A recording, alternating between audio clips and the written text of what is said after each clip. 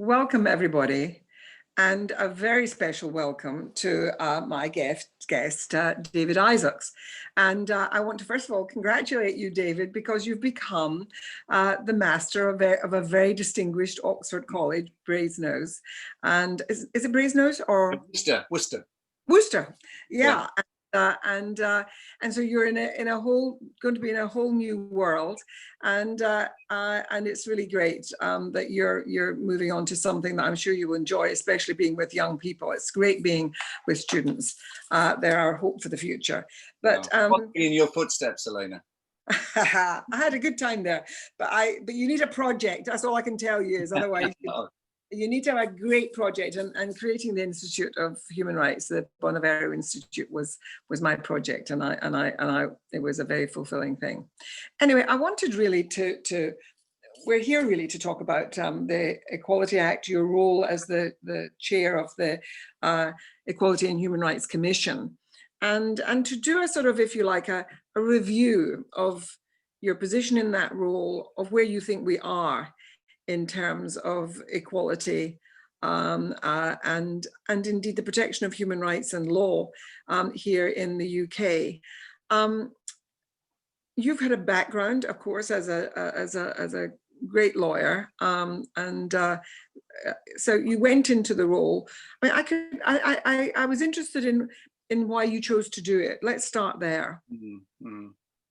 Well, I think, like lots of lawyers, we're obviously really interested in, I think, equality and human rights generally, not just when we start out, but also as we progress through our careers and see some of the challenges that the law can help us address. And in addition to being a lawyer, I was chair of Stonewall for 12 years. And that for me was a real test of how important the law was, how important it is to use the legal levers to challenge authority.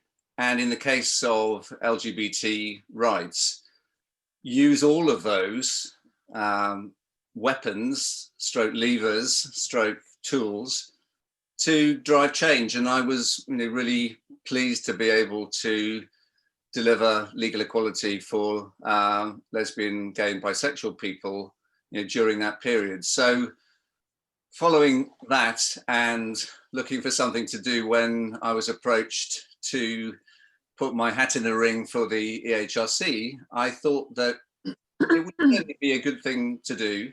It would broaden my experience beyond LGBT rights, and also give me a platform to drive the sort of changes that I felt were important, and, picking up your final point, continue to be important. I mean, it's something that I think many who are listening will recognize, the idea of law not just as a bulwark against the state and its power and its potential abuse of power, but also to use the law as a tool for change. And it can be both things. It can be both oppressive, and it can be also a source of empowerment and indeed liberation. And so the making of certain laws in particularly in the post-war period, which have entrenched rights, well, I'm not sure about entrenching them, but which have created rights and sort of engaged with some of the great challenges to our humanity, starting with the Race Relations Act, the Sex Discrimination Act, the Equal Pay Act, all the different pieces of building up a sort of human rights framework, which has gone on in the many years basically since the 70s. But the horror of also the kind of the step backward every so often. And we had it with you'll remember the whole Section 28 business was horrifying on the LGBTI front. Really saying that teachers couldn't comfort and support and be therefore young people in their development saying, I am gay, or I'm being bullied because I'm different, and so on, and the ways in which teachers could be helpful on that. And suddenly you were silenced because you were promoting homosexuality. I mean, it was a disgrace. And one of the great, I do think it was one of the great things that came with the arrival of Labour in 1997 was to be actually challenging some of those horrible things, and that climate that was so unpleasant. But you've been, I mean, I identify you, I have to make it clear that I identify you with those long years of your very fine leadership at Stonewall, so important in making the changes that we've seen in our society around gay rights, LGBTI rights, all of that. Where do you think we've got with that for a start? Let's think about that. Well, before directly answering your question, I did live through, like so many people, that really difficult period of Section 28. And the only good thing that I take out of that was that it was a call to arms. And I think it goes back to your point about the way in which you use, and we can use, the law to drive change. Because had it not been for those legal levers, I think the change wouldn't have happened. You're right. The Labour government, was hugely supportive, but actually, for me, it was about using that support, but also building cross-party support in Parliament, which drove the change. And yeah, directly answering your question, I think we've made huge progress, but I don't think we can ever be complacent. And in relation to trans rights, I think we're seeing obviously a huge growth in awareness, but also the sort of thing that I had to deal with regularly at the HRC, which is the huge difficulties that surround the hierarchy of rights. I mean, we all know that there isn't a hierarchy in the Equality Act, but one of the things that I learned quite quickly is that people see equality and human rights as a zero-sum game. And I spent a lot of time trying to ensure that we remind everybody that equality and human rights exists for us all, and kept talking, particularly in the human rights space, about how important it is that cases like Hillsborough would never have happened had it been for the Human Rights Act, which you were very directly involved in. Hearing you talking about a hierarchy of human rights, and complacency, and our concerns about the ways in which there could be an erosion of that understanding that that human rights apply to everybody, and that the equality element in the commission is vital to this. Mm. But I recently had the surprising opportunity of meeting Michael Pompeo. He was here in the UK, and I was invited to a meeting that he was going to be speaking at, of a small gathering of people. And partly because I had been active around the rights of Uyghur and the rights of people in Hong Kong, and had been liaising with the bar associations there and so on. And he took the opportunity of asking me whether I had read his the work that was being done on human rights in the United States that he had commissioned. And I said that I hadn't, and I said, and what is that? Well, I had a slight inkling, and he then explained to me that work was being done on human rights, and it became very obvious to me that he was sort of saying that there would be a whole kind of cohort of human rights that were, the really bad stuff, yes. Torture, the concentration camps, the gulags, that stuff. But all this other stuff about LGBTI rights or women's rights and so on would be further down the line. And there's a terrible way in which we're busy here dealing with a pandemic, but there's a way in which some of these ideas are contagious. Yeah. When I sat on the commission to look at a British Bill of Rights, there were lawyers on it who were very much in that that way of thinking.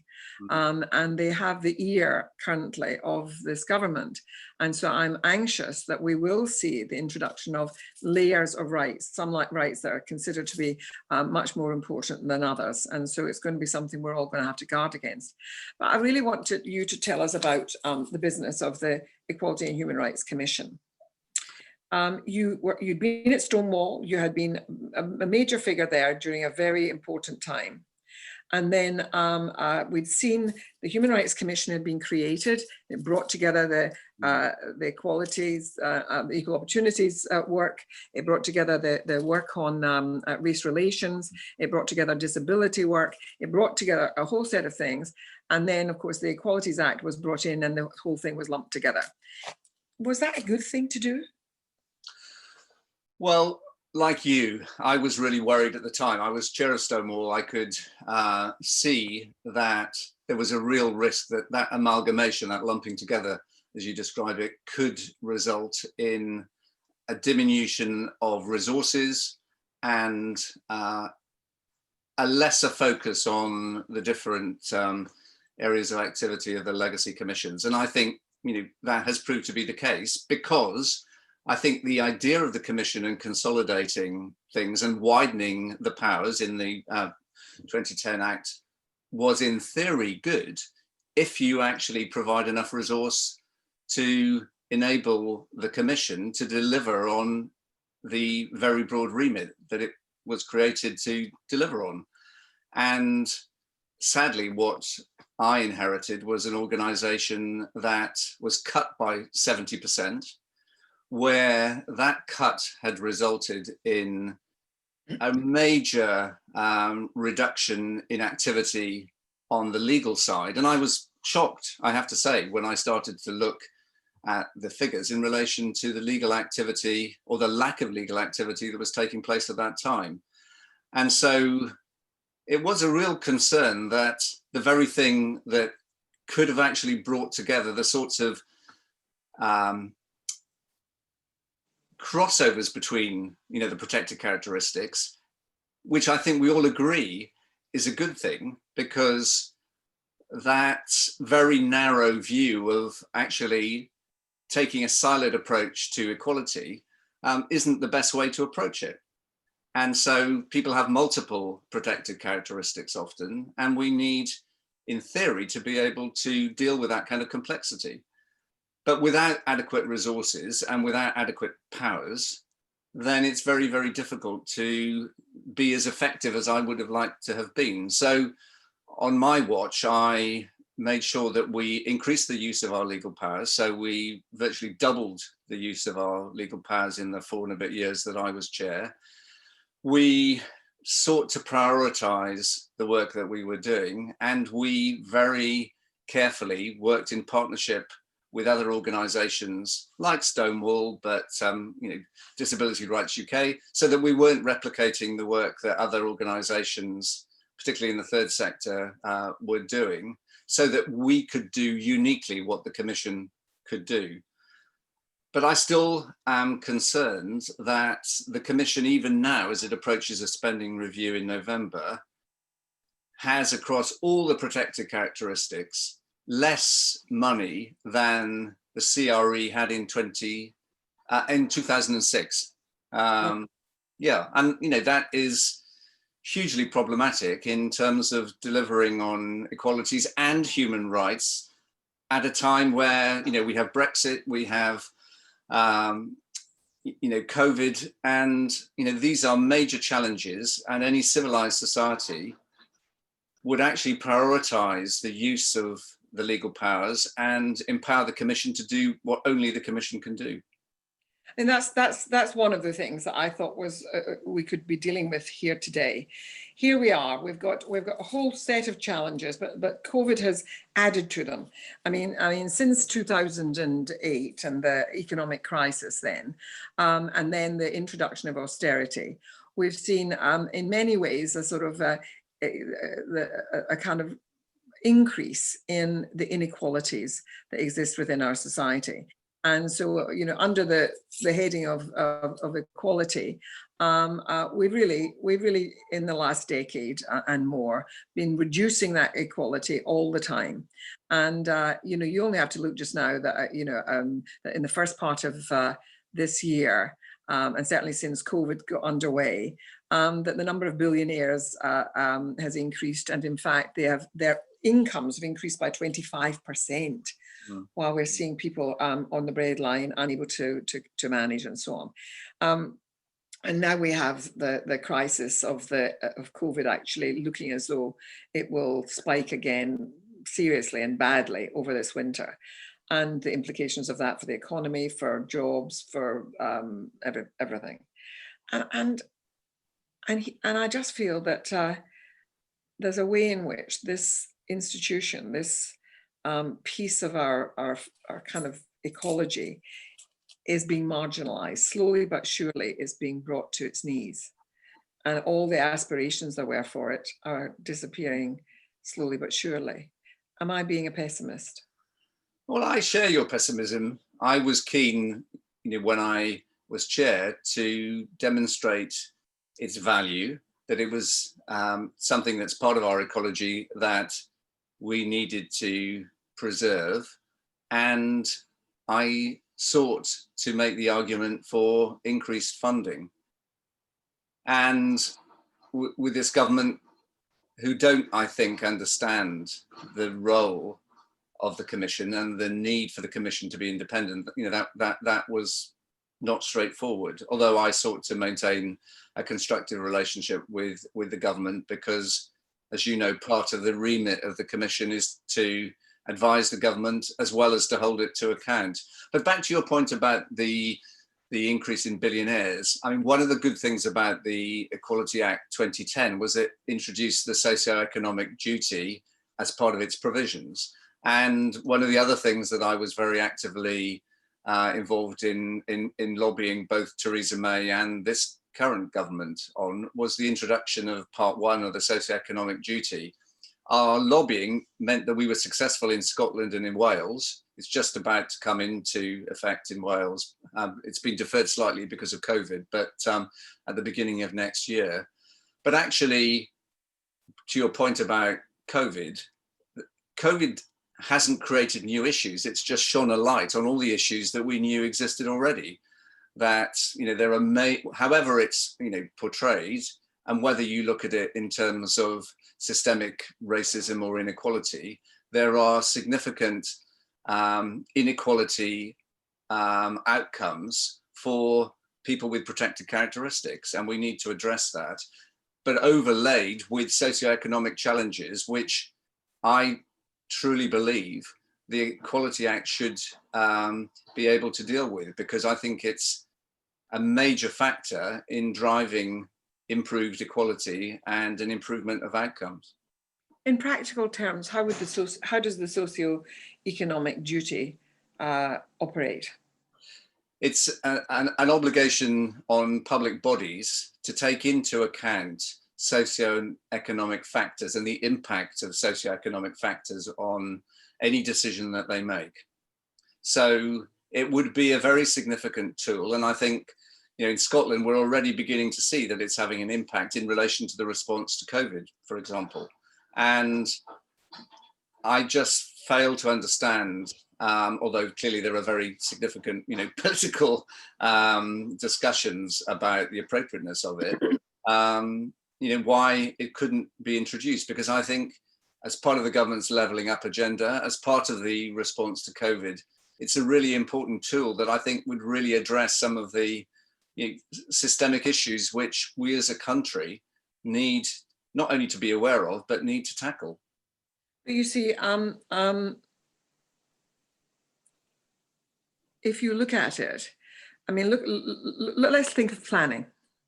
One of the great problems in our country, and one of the features of inequality, is the business of homelessness, poor housing, inadequate housing, the full horrors of the housing situation and how it's impacting on the young.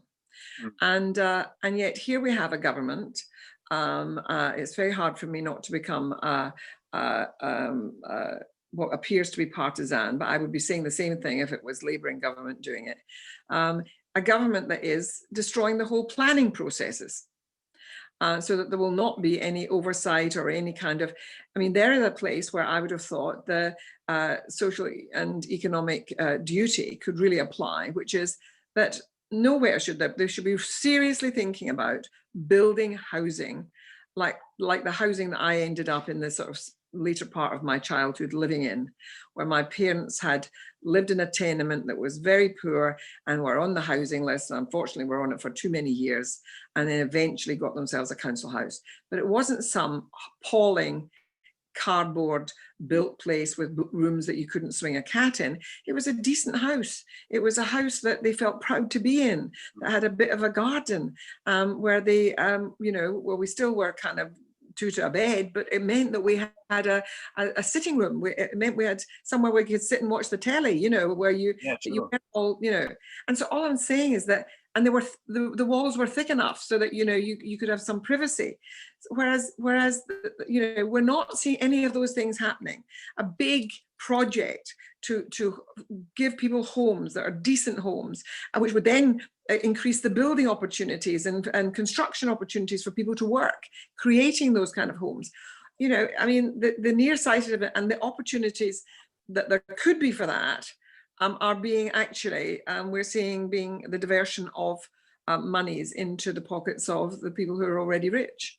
You know, I mean, well, just on that point, Helena, I completely agree with you. And one of the things that I was very actively involved in was accommodation for disabled people, because one of the things that I actually found really shocking, in addition to the lack of use of legal powers by the Commission historically, was the way in which disabled people really are treated, and accommodation and adjustments for disabled people is something that is not on the top of the agenda and should be, because the ability of disabled people to contribute to society, to get to work, to access transport is absolutely vital. And we brought various cases in relation to the obligations of local authorities to make those adjustments, but also for private landlords to be required to make those adjustments as well. I mean, it's a very small example, but I think it goes to the point that you're making about, you know, how do we ensure that we give basic protections and human rights entitlements to many of the disadvantaged in our society. I mean, the 14 million disabled people in this country have very significant amounts to contribute if we allow them to.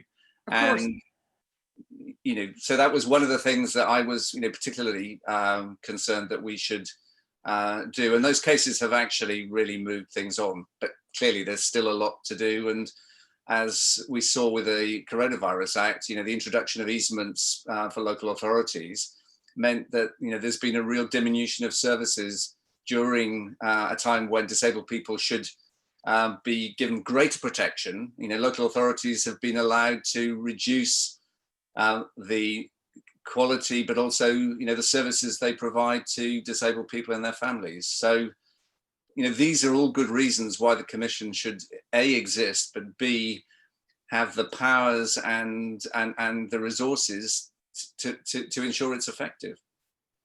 I mean, I was recently doing some work in the post-Me Too business of looking at women and ensuring that systems should basically be delivering better for women around justice. And one of the things that I have to say that I've learned this from women with disabilities is that the serious increase, you know, well, not increase, I mean, greater numbers of women who've got disabilities who are abused and subjected to domestic violence. It's been a sort of hidden feature in all of our discussions about domestic violence. What wasn't talked about enough was the added vulnerability that there is if you're someone who has a disability, and of many different kinds, and therefore how much more likely you are to be in a person who's abused, and how much less able you are to seek support and assistance often. So those are things that are almost invisible, and that intersectionality of different forms of discrimination and the multiplicity of it is something that we now are understanding. But you know, you add together all those things with the problems that there are just now, specifically around poverty, and increasing poverty with a society that has, you know, privileged some in at the disadvantage of the few, of the many. It is an issue.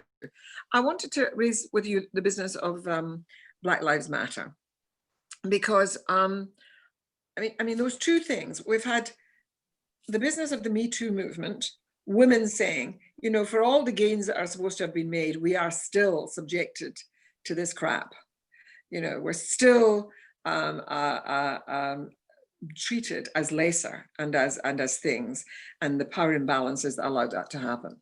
And then we've had the whole George Floyd's murder, the spotlight going on in the many killings of that kind in the United States, but also bringing it back home to here, and the you know, the ways in which there's discrimination for Black people. Was there a lot of challenging to that at the Equality and Human Rights Commission? Yes, is the answer.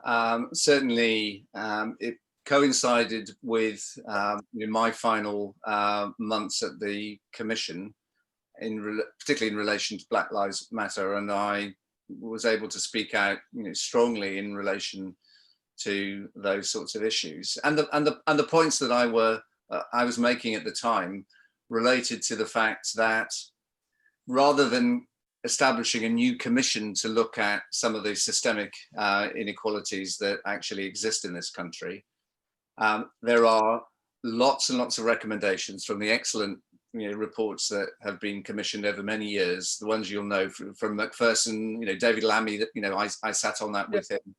You know, to the work that was being done in relation to the way in which BAME people were more impacted by COVID, by PHE. So on that basis, I was calling out for the government to take immediate action rather than to chuck things into the long grass with another commission, because out of all of those recommendations, there are some very, very easy ones.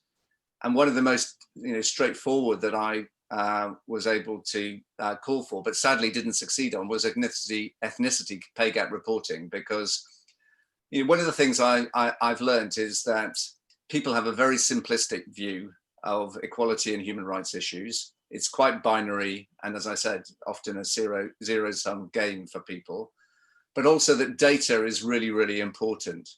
And so in relation to gender pay, but also the Me Too type issues, but as well as you know, how we address some of the terrible atrocities that, you know, happen in this country in relation to race discrimination, there are some very practical ways in which we can drive change.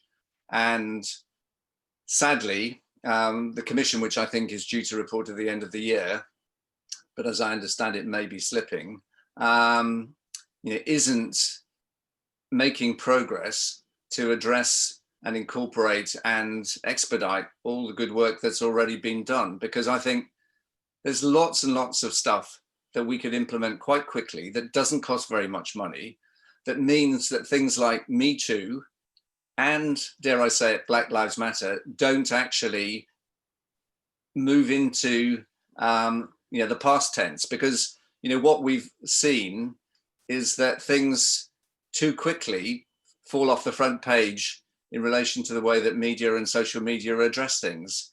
And dare I say it, Me Too is now, you know, less center stage than Black Lives Matter. And I'm anxious that Black Lives Matter might be eclipsed by something else.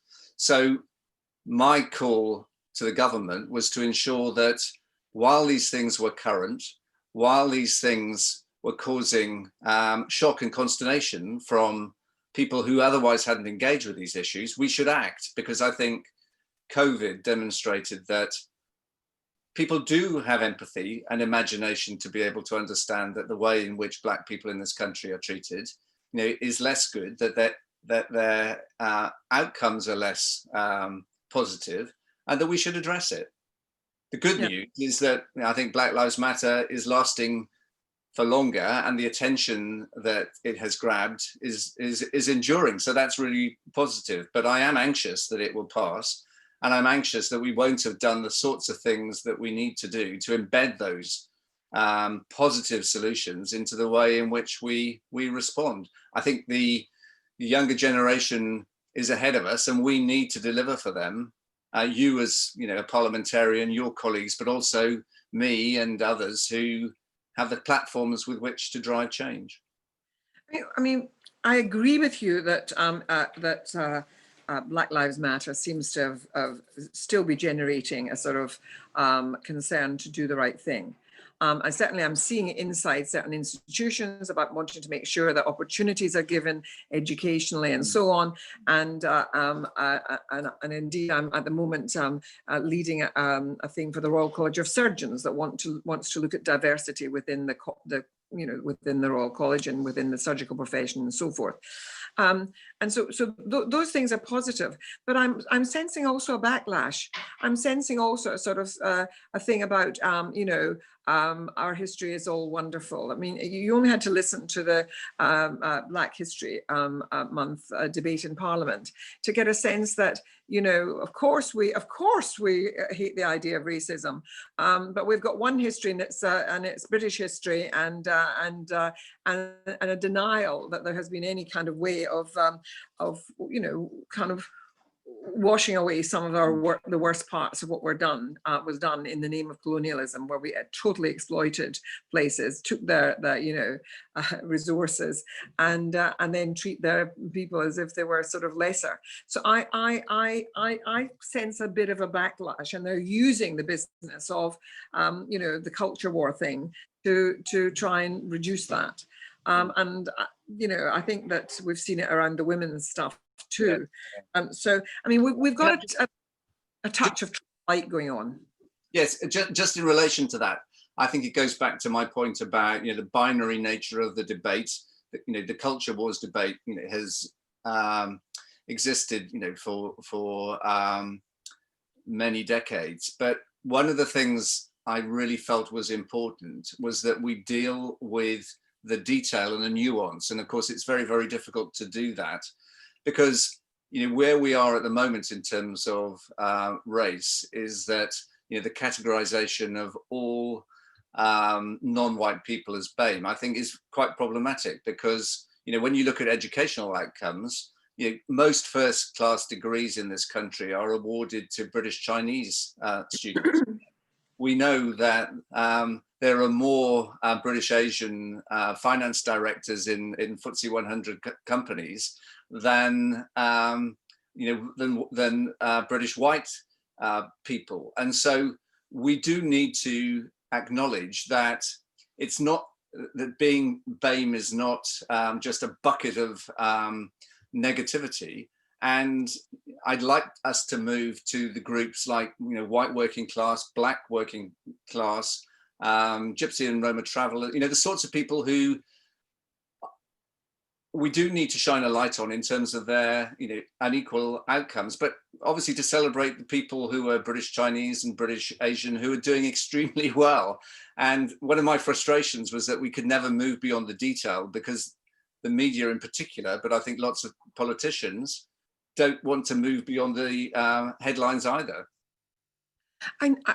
Well, you see, you're saying that there are people, there are groups. Of course, we have to sort of disaggregate, and I share your horror of the BAME collective noun, sort of, or collective acronym. But but when you speak, for example, like just now, when I'm looking at the business of surgery, what you'll find is that something like 46% of surgeons are, it's a quite a high percentage, are from, particularly from the if you like, in their heritage, Indian subcontinent, right? Many Asian in the way that we as Brits refer to the word Asian as meaning the Indian subcontinent, are in the National Health Service, and absolutely keep the National Health Service going. Very few black, British black surgeons, and of those that there are often West African rather than from the Caribbean. And so there are whole things which are about the nature of our education and so on in there. But one of the things that even our sort of Indian doctors or brown-skinned doctors will say to you is, there's a colonial feel about it. You know, we aren't embraced in quite the same way. You know, look in your royal colleges and see just how many of us are actually at the heads of them. There's a whole way in which it's about a sense of belonging. And there's something wrong about that, you see. So, you know, you may have your Chinese, your whizzes mathematically, who get these financial director jobs. Do they really feel that they're one of the inner group? You know, will they become a chief executive? I hope so. But there are ways in which, you know, I mean, we can look at the cabinet just now, and it's impressive in its diversity in terms of backgrounds. But, you know, it's like swallows making a spring.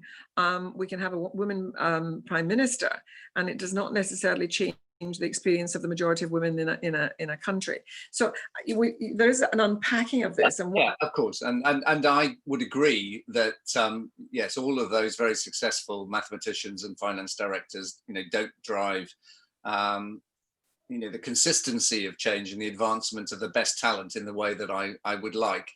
My point is about how we need to acknowledge that there is some progression, and to take a very polarized view in all cases is unhelpful. But, you know, clearly that then renders, you know, the arguments, you know, available for some who want to hijack them. But yeah, you're absolutely right. And do we need to make more progress in relation to senior appointments of all the people, you know, who are non-white or non-male or whatever? Yes, of course we do. And you know, one of the things I felt really pleased about in relation to the work that we did at the Commission was in relation to the Me Too movement and how we ended up in you know, binding agreements with Sainsbury's and railway companies, and indeed the agency that supplied the hosts, in inverted commas, for the President's Club event. So, you know, my big frustration often was that, you know, a lot of those were agreements that, you know, we couldn't publicize, but actually rest assured that, you know, slowly and surely, you know, we were making progress in relation to some of those issues. And I wish, you know, we could talk more openly about the very sorts of agreements that, you know, we entered into. Where we could, we publicized them, obviously. I'm looking at some of the questions. First of all, Purna's said that she has done some work on women with disabilities, and if you look on the side, there's a way of accessing the work that's done. And so I hope some of our participants might do that. Purna also raises the thing that about Me Too and Black Lives Matter having the commonality of being that that they highlight the need for intersectional work. And I've always felt that was in some ways the purpose of the equality and human rights. Yeah. Bringing those two things together, I thought actually, while I was worried about it being a way of doing it on the cheap, I did see it actually as having the value that you create an architecture which is about an architecture of rights, which is intersectional. Has that worked out? Do you really think it's worked out? No, I don't. I mean, to be frank, because one of the things that the coalition government did was to disapply the provision which allows for cases to proceed on the basis of double discrimination. So, you know, the very provisions that you and others as the architects of the Commission, you know, had hoped to achieve, you know, no longer exist and are not available to the Commission. But yes, the intersectional approach, which I think many of us are persuaded is a key to driving improved equality, is something that we would like to progress. And there are many employment tribunals who would like to proceed on that basis and can't, because the provisions don't make it possible under the Equality Act. I didn't understand how that came to be. I know that it happened under the coalition. Wasn't that one of those sort of areas where you would have thought that the Lib Dems might have, held them to the fire? I agree. Sadly, I was left with a legacy of the non-application of the socioeconomic duty, and obviously the disapplication of that provision. The one provision we haven't talked about that I'm quite keen to just mention is the public sector equality duty, because in a way it's related to the socioeconomic duty. It is still on the statute book. It's something that I think is incredibly important. And one of the final things I did before I stepped down from the commission was to launch the investigation into the Home Office of their decisions relating to the Windrush scandal. And that will be published by the Commission in November, I believe. And one of the things that is problematic about the socioeconomic duty is that it's become a tick box exercise. It's one of those areas where I'm always amazed that the private sector, without a duty in law, has embraced equality. They haven't made the kind of progress that you and I would like, but there is more awareness in business, in my experience, and a desire to drive change than perversely exists in the public sector, where there is a legal duty. And one of the things that I was busy lobbying government for was changes, probably in secondary legislation, to the public sector equality duty, which would allow the Commission to insist on setting targets or KPIs in relation to the sorts of things that public sector bodies should do in the way in which they implement the socioeconomic duty. So what's good about the Windrush investigation is that it will allow the Commission to hold the Home Office to account in relation to how it deals with future immigration policies. But equally, that's something that I would like us to be able to apply to all public sector bodies, throughout Great Britain. A sadly neglected duty, I'm afraid. Now I'm going through the questions. There's some fabulous questions here. I mean, one is, and just say, you might not want to answer this because might not want to be seen to be critical of the person who stepped into your shoes. But with you leaving, is there a possibility that the Commission becomes even more pliant? I mean, you're pressed into something, but becomes very compliant to government's wishes. I mean, you fought as hard as you could internally, but is there a risk that it will issue new guidance on, for example, single-sex exemptions in the Equality Act in respect of gender transition, so undermining trans equality? It's Susie O'Connor who's raising this, and she's saying that she understands that there's been correspondence between the Equalities Minister and the EHRC on this. So do you want to take a plunge at that? No, I'm very happy to try to answer it. My successor has been appointed. You know her, Helena Kishwa-Faulkner, who was a Lib Dem. I believe, as somebody who has lived experience, that might be helpful. Politically, where she aligns herself right now, I don't know, but I think she would probably find herself quite cozy with the present government. I have been in touch with her, you won't be surprised to know, and I've told her, and this is something I can share, that I believe that the Commission is hugely important, that it needs to continue to be independent, and that it is the duty of the Commission to hold the government to account. We've agreed to meet, and I will say precisely that to her when I meet her, because I feel very strongly that if the Commission doesn't do these things, then nobody is going to hold the government to account. And it's on the record that I'm concerned about the way in which this government is making public appointments. So I do have an anxiety in relation to the position in relation to trans and single sex spaces. We were involved in developing a guidance while I was chair, and I know that the board is keen to continue in its ambition to publish that, because there is a real anxiety on the part of teachers and parents that there should be clarity in relation to what is happening in schools in relation to young trans people, but also young women. Now, Jonathan Cooper is asking, do you think the Commission will investigate Islamophobia within the Tory party with as much vigour as the Labour Party was investigated for anti-Semitism? Well, Jonathan, thank you for that question. I've always been... He does add, why didn't it happen under your leadership?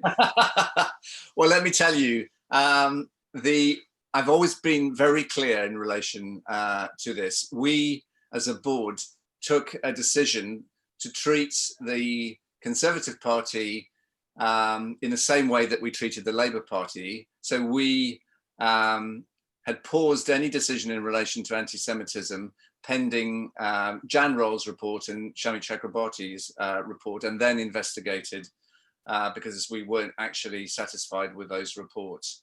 We took a similar view on the basis of the assurances that we received from the Swaran Singh report, independent investigation that's going on. But to be absolutely clear to Jonathan, the Commission under my watch had not made a decision not to investigate Islamophobia in the Tory party. And I hope that my successor and my former colleagues on the board will look very carefully at the report and will not rule out an investigation of Islamophobia in the Tory party. Aha, all right. Francesca Clug is raising an interesting issue where she was saying that, because we're seeing a shift to the right and the rise of populist governments and so on, human rights commissions the world over are under a level of threat. But she's saying that there's a distinction to be made between organizations that are quangos and that are arm's length from government, which the human rights, well, all those individual things, the race relations, the different commissions that were individually had that, if you like, that was the nature of the organizational structure, that they were arm's length. This commission was created much more to be much more under the control of government. I mean, do you see the way in which the relationships were created as being one of the problems that confronted you? And Francesca, I completely agree, because one of the architects of the Equality Commission was Harriet Harman, and I've said to her and others repeatedly that I think it was a mistake for the Commission to report to government rather than to Parliament, because I think an arm's length body reporting to government is prone to the same sorts of influences, let me put it that way, that parts of government are prone to when it comes to public appointments. So I lobbied hard when I first was appointed for us to get more money to report to Parliament and actually be more genuinely independent. The thing that always surprised me was that the EHRC is an A status body recognized by the UN, that they were happy with that, because many other A status comparators in other countries like New Zealand do report to government or are more independent. And I agree, it's a real shortcoming in the ability of the Commission to hold government to account. Now, Ria Gupta raises something interesting, which is that, and this is a trajectory that's quite familiar, which is that people come to live in a country, they are part of a sort of migrant population who are very alert and aware of discrimination and so on, but that she feels that now she hears too often from those who've done well, those who have succeeded, who have become the professionals, that you know, it's now that they are the model minority, that they basically you know, made integrated and did it the way the Brits wanted, and that they then abandon their belief in the need for equality and diversity initiatives. They don't think they're necessary anymore. How do you counter that? Well, I've just read an interesting book on meritocracy and, you know, the limitations of meritocracy, and I agree that it applies in relation to people from socioeconomically deprived backgrounds, as well as it does in relation to people of different ethnicities and from different backgrounds as immigrants. And we see all too often those who believe that they are successes becoming, dare I say, arrogant and enjoying a degree of success and showing hubris, and making other people feel that they are not worthy of the sort of support and recognition, you know, that successful people get. One of the solutions in relation to access to universities, which is something, you know, clearly I'm thinking a lot about at the moment, is that you should adopt a completely random approach and not recognize, you know, meritocratic success in a very conventional sense. I'm not sure I'd go that far, but I think we have to guard against the kind of complacency and hubris that you know, has been identified. And I think, for me, and it sounds corny to say so, this takes us back to, you know, notions of, you know, equality and human rights existing for everybody, creating a sense of empathy, and ensuring, you know, that you know, we don't pull up the ladder after us. Again, on the issue of minority communities, Sido Deva raises the question of LGBTI issues, that where, you know, there are still serious pockets of discrimination and disadvantage in parts of the country. And there's a question about how do you raise awareness and address LGBTI rights in minority ethnic communities? Well, listen, you can also try doing it in the Catholic community, which is not so small. Yeah.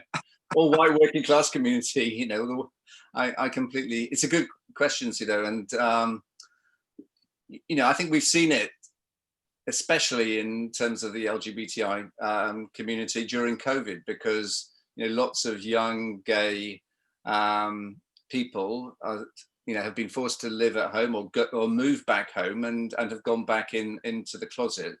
I don't think it's unique to you know, different ethnic communities, but I do think it's particularly common there. And you know, I know that Stonewall has been, you know, reaching out to try and support those people, you know, using technology, you know, to reach them, to provide support. And I think, you know, that is one way of addressing these things. But, you know, I think we have made progress, and we need to celebrate that, but we can't be complacent, and we need to try to provide as much information and use that technology for young, isolated, and dare I say, you know, depressed and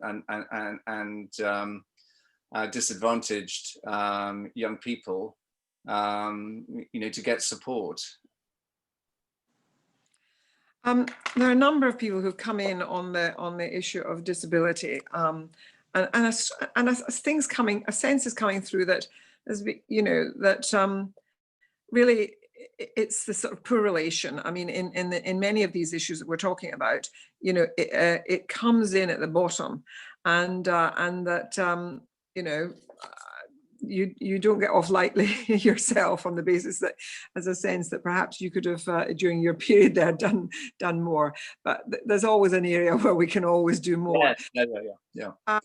But someone's talking about, Emma Johnson's talking about being a parent of 2 children with SEN, and she's training in independent advocacy, and she says that she knows from experience and from other families that children with SEN have their rights transgressed on a regular basis in the school system. And off-rolling takes place, part-time timetables, exclusion, and all kinds of things. And so, you know, she really does feel that some of these issues should be being addressed, and there's ways in which you get closed cultures that close ranks when parents try to complain. How do you take those things up? Well, can I just say that having grown up with a member of my family who was disabled, I was really keen to support disability, and maybe I didn't speak out enough, but actually I did speak out a lot in relation to what I believe you know, is a pernicious approach to many disabled people that I've talked about already, you know, in this session. But also, you know, I've got a piece going into tomorrow's Independent, which talks about the way in which, you know, disabled people have been treated during COVID. So I feel very strongly that we need to do more, that the Commission spoke out. And one of the cases, you know, that I was very involved in was supporting Doug Paulley in relation to the prioritisation of disabled people on buses, for example. But in relation to SEN issues, I think it's a real concern. I think the lack of funding is a major issue. And I did speak to the SEN APPG in relation to, you know, the work from an equality perspective, which needed to be done to address those sorts of shortfalls. So did I do enough? No. Is there a major issue? Yes. And I think my successor needs to continue to push this. But more generally, I think we all need to speak out about how unacceptable the treatment, not just of young people with SEN, but more, you know, more broadly, disabled people are treated in our community. David, it's been raised here that that basically social origin, or if you like, socioeconomic background is key to so much inequality, when you, especially when you mix it with other things like disability or race or gender, and it's not a protected characteristic. You're going to have to answer this fairly quickly because we're running out of time. Do you think it should be that business of where you come from in that economic ladder, that if you're down at the bottom, it's very hard to get out of it? I think whether it should be a protected characteristic or whether the socioeconomic duty should be applied is an interesting debate. Are socioeconomic issues important? Yes. Should the Commission and the Equality Act cover them? Yes. That would be my view. I mean, what I want is for a big debate about, you know, whether we include veganism, non-binary, stoicism, and socioeconomic duty as extra protected characteristics. It takes us off track, and we need to focus on the tools that already exist to address the major issues that are problematic right now. Now, I'm asked, you spoke about the limitations of meritocracy, and in fact, you and I had a discussion about that when we were talking earlier, but who wrote it? What's the name of the book? Yeah, in fact, when I was talking earlier on, I couldn't remember his name, but it's Michael Sandell. It's a famous book, Michael Sandell, and I mean, well, famous. Michael Sandell is famous, and he writes great books, and this is his most. And it's very good, and I would recommend it to everybody. And when it comes to university admissions, he explores the idea of just throwing the applications down the stairs, and those who land at the bottom get through, and those that get stuck on the staircase don't. It's an interesting thing because when Michael Young invented that notion of meritocracy, of course, he was not suggesting it as being this great thing. He was showing that actually you can divine ways of discriminating under the heading of meritocracy and merit. And I always say to people, when people say, oh, but I want to get there on my own merit, I say, look, you know, be very careful of the word merit, because sometimes it's disguising all manner of attitudes and things that are measured, which benefit certain categories of people and not others. So be very cagey about things that carry that badge.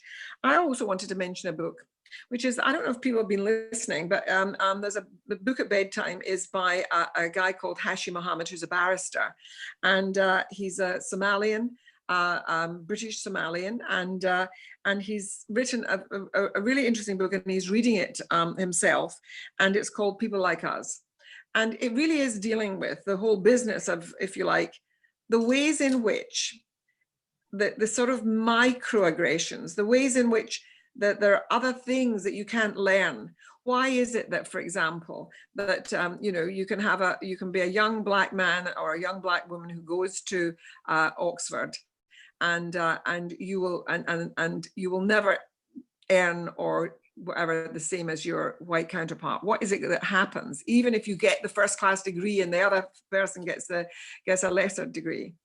And it's a lot of it. He describes how it's about those things that people never want to admit to, even when they're interviewing, and you have to challenge your dons about this at your college, David. Yes, yeah. Of polish. You know, being taken in by polish, taken in by confidence, taken in by that whole business, that veneer that buying your child a private education buys for them, that they move in a certain social circle, that they hear about things that other people don't hear about. Women were excluded from that to a large extent before. Now women are kind of breaking some of those barriers, but if they're from the right class and they've had the right kind of polish applied to them, but still a real problem. And he talks about that in a really interesting and sensitive way. And so I would urge that book on you too. So Michael Sandell and Hashi Mohammed.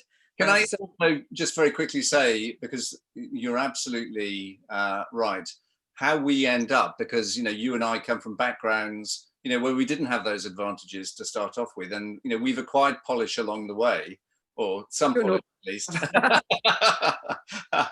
But that doesn't mean to say that we lose our commitment and empathy for people, you know, who are following behind us.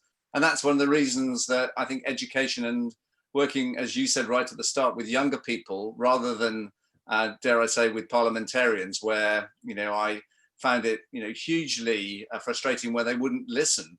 But that, for that reason, you know, judge us not by how we look now, but also, you know, where we've come from and what we've learned along the way. And we're all learning all the time. And so, David, you're really a great person to have a conversation with, and you've done such good things, and you've fought many battles, and you've done them sometimes at the front, but sometimes very quietly underneath. And I can tell you all, he's done lots of quiet, very good things that have made a difference to many lives. David, I pay tribute to you for all the work that you've done, and I wish you well as the head of that college, and make sure that you bring all of your great values to it as well, because it is important that these places are led by people who care about equality in its real sense. So, and thank you all of you for joining us today. That was great. And we have to have more conversations. Yeah. We have to make sure that inviting me, and thank you for your kind words. I will do my best. It's great to see you, and lovely that you all came in. Thank you very much. Yeah, thank you, everybody. Thanks for the questions. Okay, bye-bye.